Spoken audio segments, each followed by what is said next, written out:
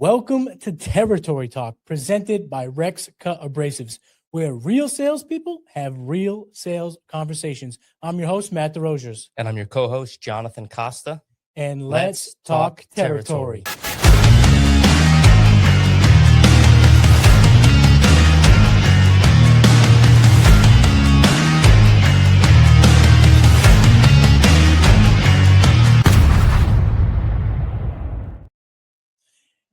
Episode number 4. What is going on, everybody? We have a tremendous show lined up for you all today. But before we jump into the episode, I got to get the clerical stuff out of the way. If you're watching, make sure you are subscribed to the Rex Cut Abrasives YouTube channel. Smash that like button. And in the comments, what are we going to do this week? How is AI helping or hurting your role as a salesperson? Go with that this week. And of course, if you're listening, make sure you're subscribed to Territory Talk wherever you get your podcasts. I'm talking Spotify, Apple, the whole nine. And make sure you rate and review, help the boys out. Let's get that podcast up in the charts. Now, let's get into the show, my friend.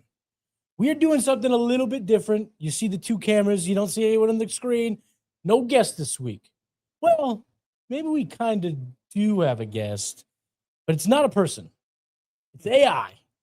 Because we asked AI to give us the 10 most FAQ, aka frequently asked questions regarding being in the industrial sales business and also the abrasive industry as a whole. So let's get grinding, my friend. Burning questions. Some 10 burning questions. I'll take the odds, you take the evens. Let's do it. We'll both talk about them.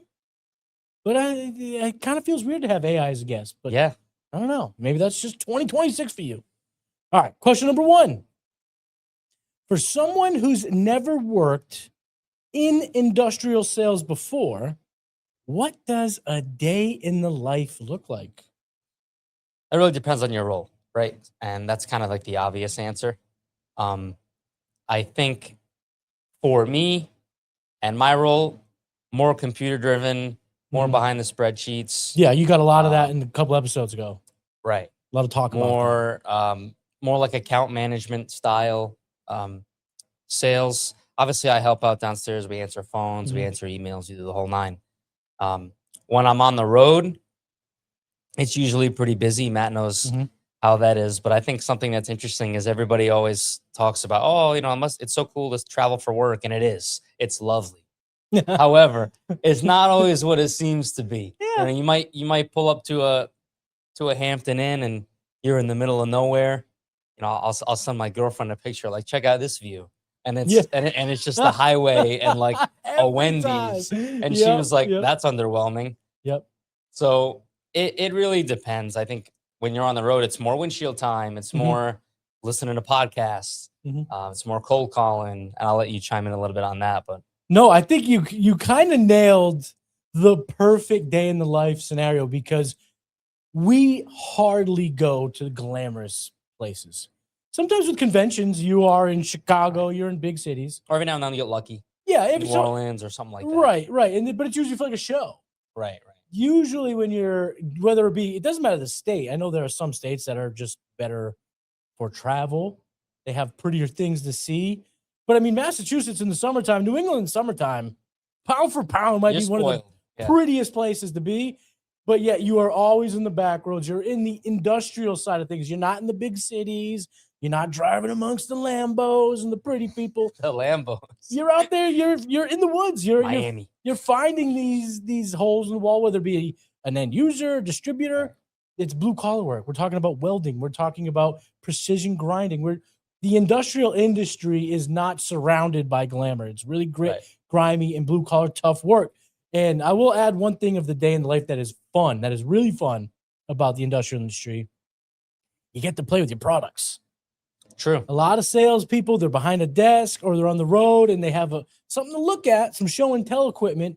But we get to take our right angle grinders, slap on a Sigma green wheel, and just run it on some scrap, Right. send some sparks in the air. We get to play with it, which is a lot of fun. And that kind of goes, I would assume, with a lot of things in the industrial space. Right. Definitely in the abrasive space, you got to know your product. You got to see it, hear it, feel it before you can sell it. So that's probably what a day in the life really looks like. Not a lot of glamour, a lot of sparks and grit and grind, but it's fun. It is definitely fun. Yeah, it's not like software sales or any of the I guess more Teams call type We're sales not thing. wearing It's suits. different, right? All right, second question: is industrial sales becoming more about relationships or more about data? I would say it's becoming more, the way this is phrased, I would say it's becoming more about data, but you always have to maintain relationships because the industrial business, the industrial sales market is old school. It takes time to catch up. There's a lot of old school dealings, people that have been in the business a long time. You and I, when we're out and about, I mean, it's not often we come across people our age. Yeah, that's And a good point. it's a really good benefit to have in my opinion, because you get to learn from people who have done it for so long. But that also comes with thinking thinking a little old school, not necessarily being so 2026 in terms of technology and all that Right. stuff. But I will say that processes are becoming more about data, because the truth is, if you don't have the data, you are going to be behind. I think too is I'm noticing more and more distributors are turning to the e-commerce side, Mhm. are turning to strengthening their websites Oh or yeah. their web stores and being able to offer more online for their customers.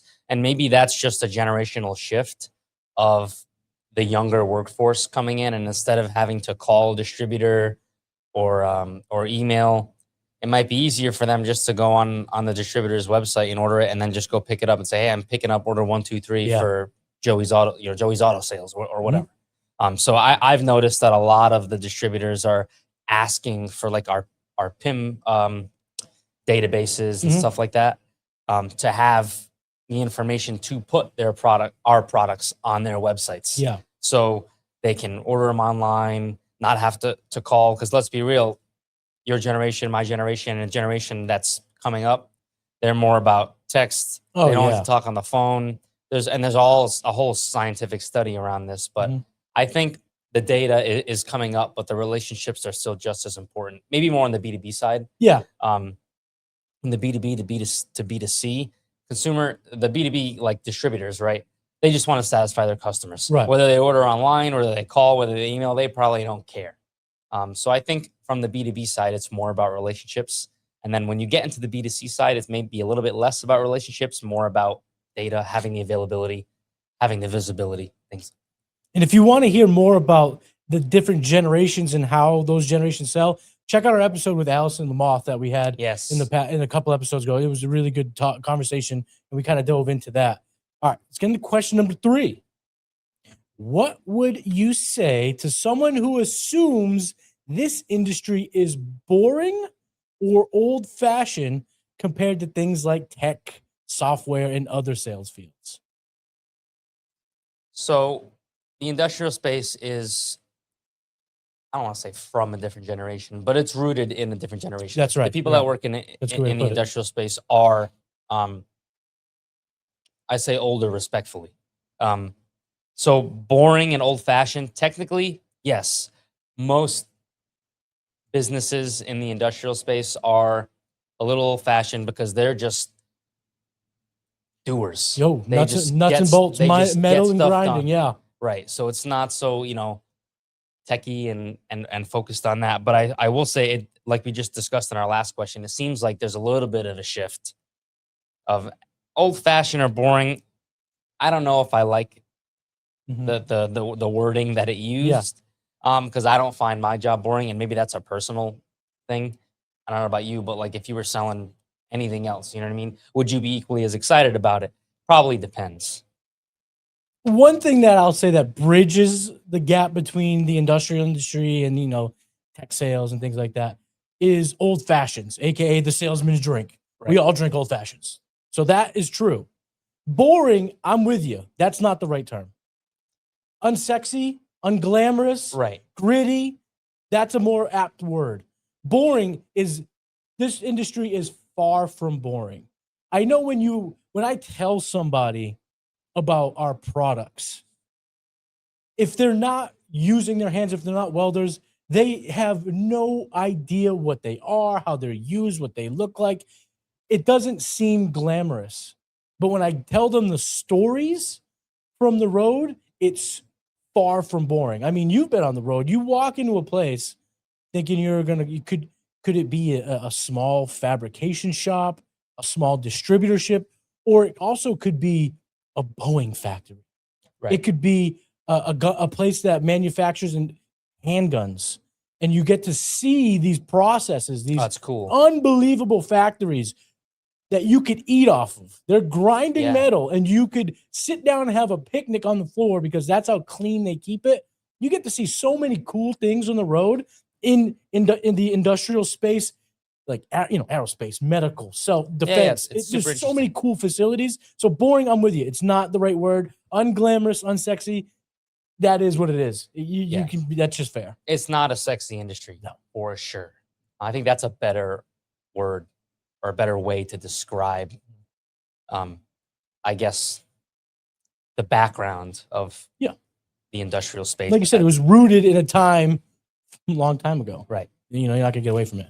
I'm curious of Matt's opinion on this one. How do you get distributors to actually sell your product instead of just stocking? Now, this is where the relationship thing that we talked about in question number 2 really comes into play. Because to get a distributor to hustle your product, they have to like you as much as the product. Now, we're very blessed here at Rexa because our product is premium. They work great. Even like when we find the right application, we marry the product to application. Results are there. It's super operator friendly in terms of what we use. Right. There's a lot about Rexca in our products that are premium. Right. It's a lot easier to sell Ferraris than it is, your hoopties from back in the day. They're not easy. So it's easier to sell those products, but at the end of the day, it's the relationship. When they know that the Rexcut guys are coming over, they're hanging out, they're happy. They're good. They're happy to see us. It's the relationships that we've all built and that we continue to build. That, in my opinion, is what gets the distributors to think of you when there's a tiebreaker. Because sometimes there's a home run. Fit, application, it's perfect. It's like a puzzle piece. Yeah. Our product, that application, 100% grand slam. But there are a lot of times in which there's probably a little bit of a tie. The product they're using works good enough. They don't necessarily want to change. And you need that distributor to have faith in you, to back you as the person, us as a company, to then really make sure that they're breaking all ties in your favor, because that's when the stocks, they're empty and they're going to make more calls. They're going to get more on. I got 3 things. Number 1, customer service. Like we talked about in a previous episode about national accounts and data and how easy it is to order a product. If your customer knows your customer service team and knows they're good and knows they'll answer the phone and knows they're going to help you out and bail you out of a situation if you're in need, that goes a long way. Number 2, incentives. I didn't want to bring up kind of like the age-old story, but there has to be some sort of incentive, in my opinion, other than just selling the product and making a margin or a markup. This is why we notice a lot of manufacturing companies going to rebates and other things like that to be oh, Rexcut's offering, a little bit of an extra cut if, we push or promote this product or that product or the other. Gives their salespeople a little bit of a nudge to kind of sell for you and work as like a third arm per se. And I had a third thing that I was going to discuss. No, and this now is the I episode can't. where you drew a blank. I drew a blank last episode. You drew a blank. Yeah. I think just in general, the trust in the relationship with your customers and having your product be easy to order, easy to call, they like you. Because if they don't, it's game over. We're going to call it the TICS. The Jonathan Costa TICS method. Trust, incentive, customer service. There you go. All right, we're coming up with more acronyms now on the spot. We got to write these down. We got to write these down. leave in the comments how that 10 out of 10 ticks. John Costa ticks. Also, big shout out to our customer service team. Oh, Best in the business. Deb, Not even Cheryl, close. everybody's awesome. I can't even talk about how many times I'm on the road and they're like, your customer service team is light years above everyone else in the industry. So shout out to our customer service team. Shout out to Ticks. I don't like ticks, especially now. No, Ticks in New England. No, but this is CS, not CKS. I'm pulling ticks off my dog all the time. Dude, brutal. Wait till you have kids. You pull them off your kids. You're like, oh my God. All right. Question number 5. Okay, let's get into it. How technical do you need to get with customers? Do you and your reps need an engineering background, or can that knowledge be learned on the job? So it depends on the customers, and I think you can agree with that. Mhm. And I hate to always be like, it depends, but it's the truth, Mhm. because there are certain customers who are more about the numbers, the performance, the how the end result comes about.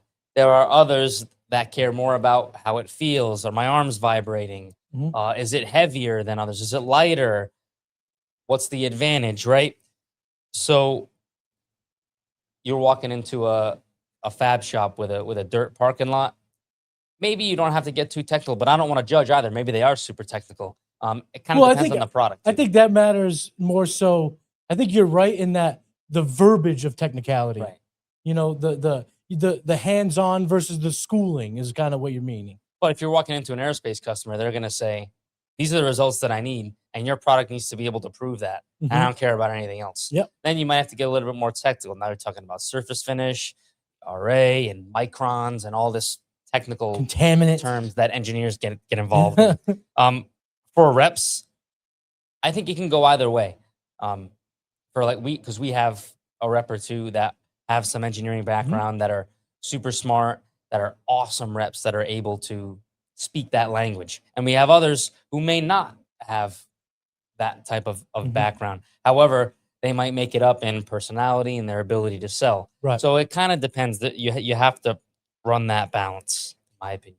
I think overall, if you had to pick a side, like, you have to either pick engineering background or on the job. I think you can learn on the job because you can work with the equipment. You can play with the product a lot easier than it is for some. Now, that is also product dependent. We aren't able to go replicate how to, work on the intricacies of certain precision to burring that maybe an aerospace company has to do. You're selling CNC machines. Better know how those machines work. Yeah. Down to a science. Yes, exactly. But our wheels, you can go play with and get an idea for the feel, because it all depends on who you're talking to. And I think the dirt road analogy, might sound crass, but at the end of the day, it's 100% true, especially when it comes to industrial sales, because you got to know who you're going to talk to. Who's your audience? We talked to Allison a couple of weeks ago. Yeah. She talks about the difference of people, the personalities. You also have to talk about the difference of people in their background, because a welder probably didn't go to MIT to weld. They learned on the job. They probably, got a job and tech school and, put in the man hours. But if you go to the precision aerospace place, defense areas, you are going to see more kids from college, the guys who have engineering degrees, people far smarter. Well, most customers are far smarter than I. I won't say much about that. Don't put yourself down too much. But I do think that if you have to pick, you can learn on the job, because at the end of the day, you can test, experience, and get a feel. And then the verbiage comes.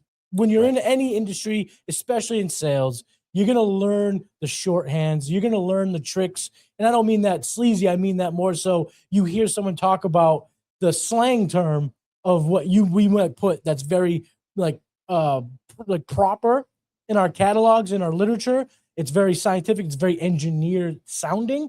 But then you get in the fab shops, you get where the guys are using it and they have a shorthand. They have a slang term, and they have something. Know your audience. Yeah. That's the takeaway here. All right. Question number 5. We're halfway there. Question number 6. Question number 6. You're blue. Oh, I'm blue. That's right. I can't count. We are talking about engineers, and I can't even count to 6. All right. Number 6. What industries or customers end up being the biggest surprise to new reps? the ones they didn't expect that need abrasives or any type of industrial tool, I guess. So when I first started, this question had a laundry list. I didn't realize the importance of abrasives in aerospace, in med, in defense. There's a lot of, oh wow, they use precision grinding. They need to deburr, like the metal forming in general, regardless of the end result, a lot of times needs some sort of touching up, whether it be heavy stock removal, precision deburring, whatever. More recently, though, I've come across a couple of industries that I had no idea needed abrasives, and it was kind of eye-opening. And I feel like the more I do this, the more I'm going to find these. One being augers. There's a few stops that I've made in Pennsylvania recently, and there's a big auger business, big auger industry, I'd say, in Pennsylvania. And I thought they were drills. They looked like drills. Right. But what they are is they're precision turning devices when you need the exact amount of salt in each bag or dog food in each bag. So it, turns over and drops the. And so those they get, when they fab these pieces, they're very crude, but then they need to be very precise. So the process that's needed was very eye-opening. And very recently, I came across a recommendation for our product on golf courses. We now have our Mega Bright line, which is a really good non-woven unitized line. We do convolutes. We do all this stuff. For polishing. If that's something you need or are interested in, rexcut.com, check it out. But golf courses, they use very fine abrasives to polish golf clubs. So high-end golf courses want their members, they want their clubs to be shiny and perfect and new. Yeah. So they run them on essentially convolute bench grinders, very fine material to polish clubs. I had no idea. And now, if you're a golf course and you need some abrasives, give me a ring. Matt's going to be hitting every single country club that he drives by now. That is now going to be on my stuff. Now I might have to play 9 to try out the product, but that's something we can talk about on another podcast. Yeah, I mean, anywhere that needs metal, right? Even you look at all this stuff. I mean, it might be tumbled, but like this arm is probably aluminum, and it was probably polished or deburred or at least finished to a paint grade. It's paint. They painted on it, so it had to be some sort of finishing. We've had countless artists. Oh yeah, that's a good one. We've worked with a couple local artists who do like statues and other type of metal art. He hasn't gotten back to me yet, but this guy I found on Instagram, I wish I could shout him out. He does designs on people's refrigerators with an angle grinder. I've seen people do it on trucks. And he like scallops in and he does all these different kind of designs on refrigerators. It's crazy. You'd be very surprised to see where abrasives are used. Any part on, again, a car, a plane, a train. Plane, trains, and automobiles, baby. Plane, trains, and automobiles, great movie. Yeah, it's a good movie. No, they're everywhere. Doorknobs. I could look around the room and point out so many different situations where abrasives are used. Now, maybe not ours. Could be tumbling media. Could be like that. But just abrasives. But it's in the industrial space for sure. Right. All right. Question number 7. How important are relationships and trust in this space compared to just knowing the product's specs, features, and benefits? Knowing what you sell is important. We talked about this with Nick on our first episode. Now, knowing the right things about your product. There are certain things that may not be useful out in the field when you're on the old pitch. But knowing the right product specs that matters to your audience is important. You have to ask questions. Shout out Allison. She I guess taught us. She's our question guru. More question guru. That's a good way to put it. Asking the right questions to find out what they seek. So that way you can omit. Oh, I don't need to tell them about RA finish. I don't need to tell them anything. They just want a specific size and a specific thickness, and it needs to work on stainless steel. That's all that matters. Okay, it doesn't blue, it doesn't gouge. Here's your recommended RPM, etc. Knowing what product specs to reveal is important. The relationship and trust goes hand in hand with that, because if you're telling them what they need to know, they're going to trust that you know what you're talking about. Very true. So again, knowing your audience, asking questions, trust, relationships, product knowledge, it kind of all goes hand in hand. If the customer can trust that you know what you're talking about, game over. And to just piggyback, I don't really have much to add, but the trust in terms of your relationship, it matters more as time goes on, because then you could just start sending them spec sheets, Right? sending them the data online, and then the trust is what's going to get them to ask some follow-up questions, all these things. So they definitely go hand in hand. And as time goes on, I think that the And trust anybody is so can important to send build. somebody product specs. That's Anybody right. can That's send right. They got to a trust PDF. that you're It's a hand in hand. It's a you have marriage. to be the difference maker, right? All right, number 8.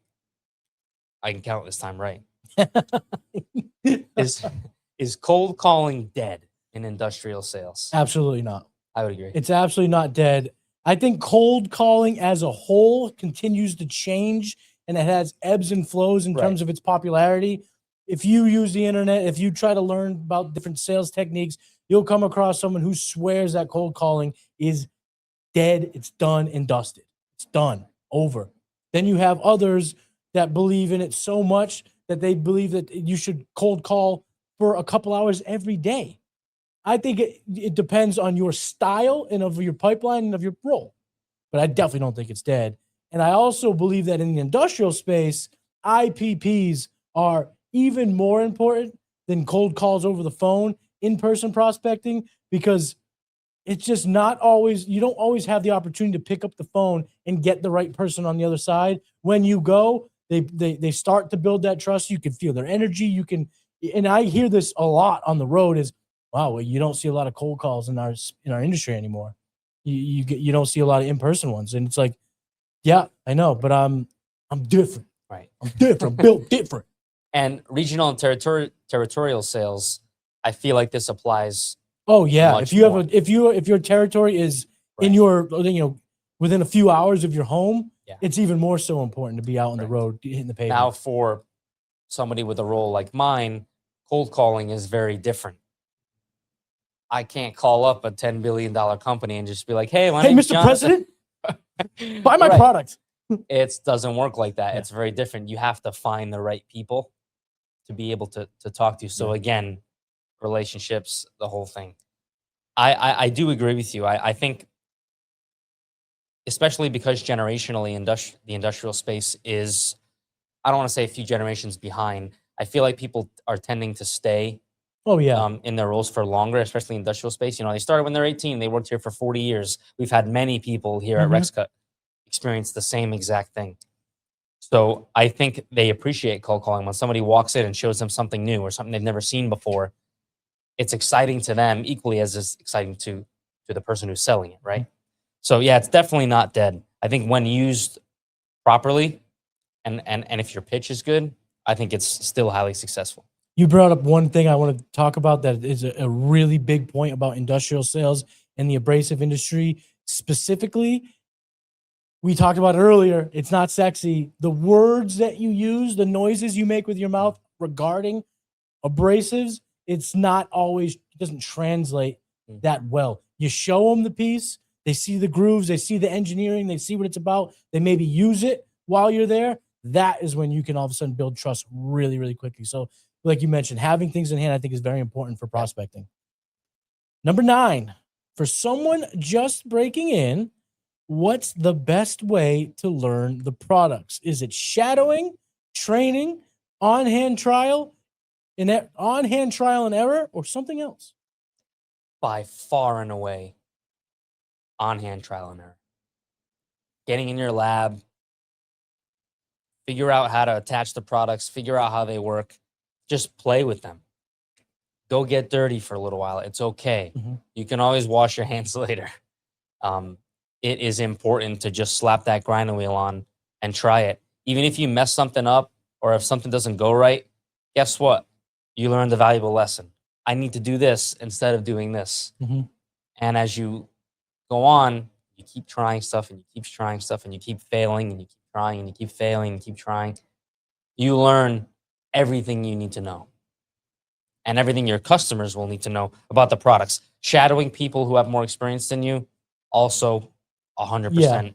Super. We have both Tim and John, some experienced sales guys here that know the product like the back of their hand that we can rely on hey, I'm not really sure what to, recommend in this situation. Can you help me out? Utilizing and asking questions. Ask away. And when we first started in sales and answering phones and that whole thing, just ask as many questions as you can. So I think it's trial and error, just using the product. I couldn't agree more. I could not agree more when it comes to products in the industrial space, because you can hear the words, but all it takes is one question for follow-up from a customer to just rattle everything you thought you knew, if you're just shadowing and regurgitating, or just regurgitating what you were trained on. It's the trial and error when well, listen, like especially our product, our cotton fiber product, there's a touch to it. There's a nuance to it. You can use it a certain way with pressure. When you lay off it a little bit, it gives you a totally different experience. If you're just being told about the specs, the benefits, the standard things, if you're just following someone and regurgitating what they're saying to customers, you're not going to build that trust quickly, because you're going to always have to go back to the drawing board, which isn't wrong. We've talked about this in past episodes, the importance of getting back and not just lying and just being that type of sales guy, being kind of, kind of scummy. We talked about that. So it's important to be honest about what you don't know. But if you use things, you see what works, what doesn't, you do that trial and error, you'll have those answers. You'll be confident in those answers. Customers will see right through that too. Especially in the industrial space. They know what they're talking about. No BS people. Yeah. You're talking about the people that can smell BS before you get out of your car. So I agree. On-hand trial and error by far. All right. Number 10. Here we are, the conclusion. And this is interesting considering who it came from. A little dangerous. Will AI replace industrial salespeople? We did not create these questions. We simply asked, I believe it was Claude. Yes. Claude and Copilot. What are 10 burning industrial questions that we could discuss on our sales podcast? And this is what resulted of it. These aren't questions we came up with. This is simply us just discussing what these questions mean to us. So number 10, will AI replace industrial salespeople? Look at me, AI. Look at my eyes. Heck no. No, yeah. Heck no. I think salespeople in general are going to benefit the most from AI, because the efficiencies, the processes we can build, having the aid of AI, building chatbots, building all of these agents, being able to divvy up your responsibilities, like the tedious things, the things that take time and don't have a lot of ROI. Let AI speed up that process while we can be on the phones, doing the personal touch, building the trust, building relationships, being the difference. And then the industrial sales specifically, I mean, it's only going to help, because you're just not AI. It's we as advanced as AI has become and how advanced it will be in short order, you're still not going to be able to get AI to do welding jobs, precision grinding jobs. You're going to need that human, and humans like to talk to humans. Now, in a different space, if you're selling, let's say, software is very tactile. There's code, there's just pieces of the software. An AI agent or anything that you train will be able to learn that, because it can literally just go into the back end of whatever you're building and pick out everything. So to step away from industrial, I think maybe in like software sales or other type of selling that involves very tactile, like apps, less personal industries, that it may be possible, because I find now more than ever people are looking up, hey, can this program do this, or can this software do this? And that might be all you need to convince, all right, I'm going to get this software and buy it. No salesperson involved, just an AI chatbot saying, hey, this software does this, and I think this is how you could use it to solve your problem. Done. Yeah. Now, that could apply a little bit in the industrial space, but there is something about, using, asking, feeling that makes a difference. So I do agree with you. And like we said, too, this industry was rooted in the past. Right. It takes time. There's a lot more personal touch. People still believe in the human-to-human interaction. I think a little bit more in industrial than some others. But make sure you stay tuned. We're going to have some software salespeople on the show. Yes. And maybe they'll be able to shed a little bit more light on their opinion on AI, because now we've had a handful of episodes, and AI is a very, very, very hot topic. Hot topic. And when it comes to industry, entrepreneurship, sales, Right. AI is definitely on the forefront, and we are on the forefront of crushing episodes. Another episode down. Thank you guys so much for tuning in, tapping in. Until next time, we'll see you on Territory Talk presented by Rex Cut Abrasives. Peace.